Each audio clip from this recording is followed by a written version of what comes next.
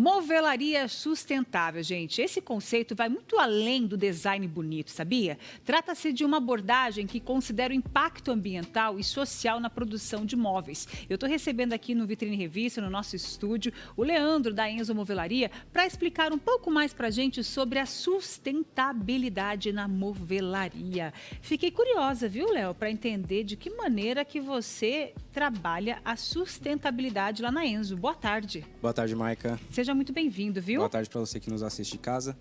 Pois é um assunto interessante, né? E Curioso. quando a gente fala sobre sustentabilidade, envolve um ambiente muito grande, né? É um macroambiente. Então a gente trouxe algumas amostras aqui para falar um pouquinho, né, de como que como a gente trabalha essa sustentabilidade no processo de marcenaria. Parabéns, porque é muito importante, né, as empresas abraçarem essa causa diante de um mundo que a gente vê aí, a questão do meio ambiente tão caótica, né? Exato. E vocês têm essa preocupação. Sim, porque tudo que a gente produz hoje, né, ele gera uma emissão de carbono. Então, quanto menos a gente produzir isso a partir de uma transformação de matéria-prima, melhor é. Então, quanto maior o aproveitamento que a gente tiver dessas matérias-primas, né, tanto do resíduo que a gente descarta, quanto daquele material que a gente consome para produzir os móveis, melhor é. Né? Então, Com a gente certeza. teria um aproveitamento de emissão de carbono, né? Uma retenção disso. E você trouxe aqui peças, por exemplo, que você utiliza na produção das suas peças marcenarias. Isso. Aqui são peças, né, que estão nas gavetas, o próprio material, o MDF. Isso e de que maneira que você descarta isso? Como que é feito o ciclo, né, de vida disso? O ciclo de vida ele começa, né, na plantação das madeiras que são utilizadas para a fabricação dessas peças, desses painéis, né? Oriundos de duas espécies diferentes, um é o pinus e o outro é o eucalipto. Cada uma delas tem uma característica importante, né, de ressaltar, que é o tempo de crescimento para a disponibilidade de corte. Então, isso, de uma espécie para outra, tem uma diferença ali de 7 a 10 anos mais ou menos. E como que a gente descarta esse material, né? Isso aqui são peças cortadas que, inclusive, eu tirei dos nossos tambores de acúmulo de resíduo para descarte. Né? Então, eu cortei algumas peças para mostrar um pouquinho o miolo dela, né, que é a diferença entre um e outro. Essa aqui, por exemplo, que a gente tem um miolinho mais avermelhado, ela é fabricação 100% em eucalipto. Essa aqui. Isso, eu estou mostrando, ó. Essa aqui é 100% eucalipto. Isso. E essa aqui de cima? Essa aqui, que já tem um miolinho um pouquinho mais branco, né? Um pouquinho mais amarelado, ele já é 100% pinus. Essa aqui. Isso. A diferença de uso para nós na fabricação é a resistência do material, né? Envergabilidade, fissuras de corte, né? Quando a gente faz usinagem, um fica melhor que o outro. Então, aí é uma questão mais técnica que a gente acaba absorvendo lá na fábrica para a gente trabalhar com o melhor material possível para entregar o melhor acabamento para o cliente.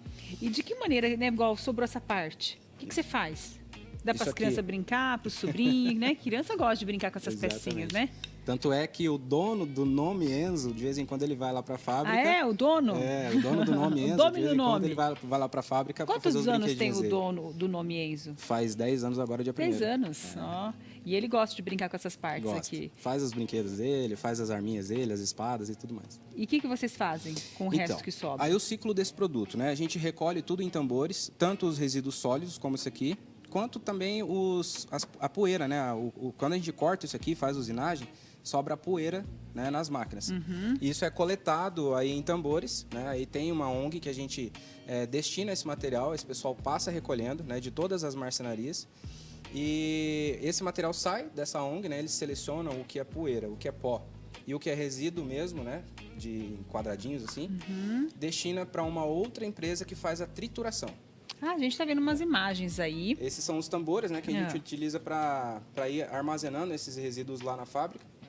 E aí depois daqui ele vai para essa empresa de trituração, né? Esse, por exemplo, que tem esse tubão ali? Esse tubão aí, né, que parece uma espécie de pano, é o que coleta toda a poeira das máquinas, né? Até pra gente não prejudicar aí os colaboradores que trabalham com a gente. Entendi, porque é um poeirão danado, né? É uma baita de uma poeira. Se a gente não tiver esses equipamentos de coleta de pó, vira uma nuvem de poeira na fábrica inteira. Então aí a gente trabalha dessa forma. Que legal, gente. Olha o processo ali, ó, tá vendo, ó? É separado. Isso, é tudo separadinho. O resíduo, né, em quadradinhos e a poeira. Tá. Depois que a gente faz essa separação, aí passa, né, essa ONG com um caminhão específico para isso, faz a coleta e destina para uma outra fábrica, que aí lá ele vai fazer o processamento desse resíduo. Ele vai triturar isso tudo, vai transformar tudo isso em uma fibra, né? E aí, depois que ele transforma isso em fibra novamente, vai para um outro lugar que vai fazer a compactação disso. Aí faz a compactação desses resíduos, né, com mais uma fibra natural e transforma em briquete. Briquete é uma espécie de carvão, né, digamos assim. Só que ao invés de ser um carvão que foi queimado, ó, aqui a gente tem, por exemplo, a imagem do pessoal colocando lá os resíduos nessa máquina que vai fazer a trituração, né? E vai virar carvão. Vai virar como se fosse um carvão. Como se fosse. A diferença do carvão é que o carvão era uma madeira que foi queimada, né, literalmente, né? Aqui a gente não precisa fazer esse processo de queima, que é o que emite muito menos poluente. Com né? certeza. Muito menos carbono. E aí, esse briquete, que é a origem da trituração desse material, ele vai para outras indústrias que dependem de usina térmica, né? Então vamos supor que eu tenho uma caldeira, eu preciso aquecer essa caldeira o tempo todo, o dia inteiro, a noite inteira, 30 dias por mês, né? Eu posso colocar esses briquetes nessa caldeira, que ele vai dar até o calor maior do que o carvão e é sustentável, porque eu estou utilizando o resíduo de toda a produção, né, que foi feita aí a marcenaria e de todas as fábricas. Uma queima única, vamos dizer Exatamente. assim. Uma única vez de queima, né? Não vai Exatamente. ficar fazendo todo esse processo várias vezes. Interessante você tocar nesse ponto, que desde o corte, né, do manejo das árvores para a produção do MDF, não existe queima. Então, a única queima que a gente vai ter, desde a árvore nascer até o fim do ciclo de vida dela, é quando ela vai fazer o aquecimento da caldeira lá utilizando o briquete. Somente essa queima. E que daí já está fazendo ali um consumo, né? Favorecendo um consumo necessário. Exatamente. Sem estragar, né? Sem prejudicar o meio ambiente. Exatamente. Interessante, né? O Enzo, gente, né? O Léo, aqui ele tem várias certificações. Que certificações são essas? De sustentabilidade? Como que vocês conseguem entrar, né? A ter essas certificações? Essas certificações, Marca, na verdade, elas são certificações de matérias-primas que a gente utiliza, né? Então, como política da empresa, a gente só vai trabalhar com empresas que realmente oferecem, né, essa segurança para a gente transportar isso para o cliente também. Então, por exemplo, em MDFs a gente tem 3 certificações, né? Uma é do carbono neutro, que é a que está aqui embaixo. A do meio seria a BioClean, que é para preservação de meio ambiente. E a de cima, que é a da campanha de reflorestamento, né? Então, são órgãos nacionais, reguladores, que fiscalizam essas fábricas de MDFs. E aí eles certificam essas fábricas. Então, a gente adota somente essas fábricas para a produção dos nossos MDFs. Olha, eu confesso que eu já era fã de vocês, né? Afinal de contas, eles que produziram aqui a nossa cozinha. Fez essa belíssima cozinha, né?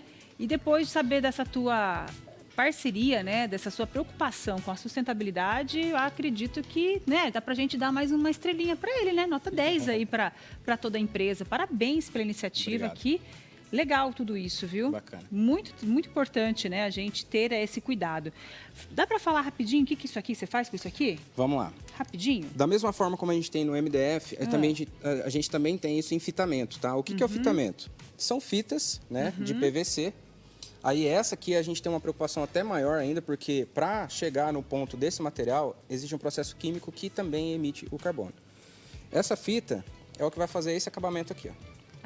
Essa fita vai fazer isso aqui, ó. Isso, que é o topo de borda, né? Entendi. Então ela vai fazer o topo de borda. Então, toda vez que esse material entra numa máquina para fazer esse acabamento de fita de borda, ele gera também um resíduo. Aí esse resíduo ele é destinado junto com todos os materiais reciclados que a gente tem na fábrica, para também ONGs que fazem esse processo seletivo e reciclagem desse material, né? Aqui a gente já tem a ferragem, que é o que todo mundo pergunta, qual é a ferragem que você vai trabalhar na minha marcenaria, né? Então, a gente tem uma específica aqui, que é de uma marca que a gente trabalha, que também tem essas certificações.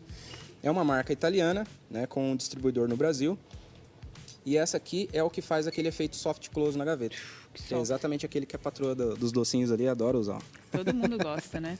Que legal, Enzo. E aqui a gente tem mais uma ferragem, né, que aí é componente de porta, porta de abertura. Essa é uma ferragem especial, também dessa mesma linha. Então, cuidando do meio ambiente através da sustentabilidade. Parabéns, viu? Deixa eu mostrar o Instagram da Enzo, gente, para finalizar aqui a participação do Léo. A Enzo Movelaria tá aí, né? Trazendo esses espaços, esses projetos incríveis. Se você está pensando em reformar, em fazer um novo espaço na sua casa, já entre em contato, já acesse o Instagram da Enzo, que tenho certeza que você vai gostar do que você vai ver por lá. Fico lá namorando cada projeto que você faz. Muito bom. Que bacana. Muito Obrigada, bom. viu? Sucesso para você. Até a próxima, Maica. tá? Até logo.